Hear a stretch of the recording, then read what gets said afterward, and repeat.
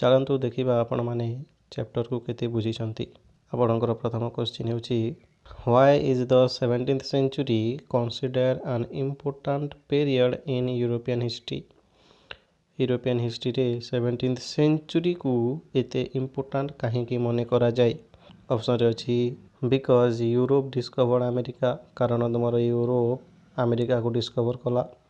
Because it laid the intellectual foundation of western modernity, यह western modernity रो intellectual को foundation देला ना। Because the industrial revolution began, कारण तुम इंडस्ट्रियल रिवोल्यूशन टा आरंभ हैला ना। Because Roman empire began stronger, तुम रोमान एम्पायर स्ट्रंगर हैला।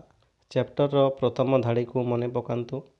बुक कहूची कि एही शताब्दी मॉडर्न वेस्टर्न थॉट रो यह होची आरंभ। एबे भावंतु सठिक ऑप्शन केउटा हबो। आपणकर राइट आंसर होची ऑप्शन बी। 1700 शताब्दी केवल युद्धर समय नथिला, बरं नुआ चिंताधारार समय थिला। एही समय राजनैतिक, सामाजिक और दार्शनिक चिंताधारा रे प्रमुख परिवर्तन देखाइथिला। एही कारणरू एहाकू पाश्चात्य आधुनिकतार बा वेस्टर्न मॉडर्निटीर आरंभ भावरे विवेचना करा जाए। सिंपल एग्जांपल को देखि नबा। कल्पना करंतु आपण माने एक घर तैयारी करूछंती।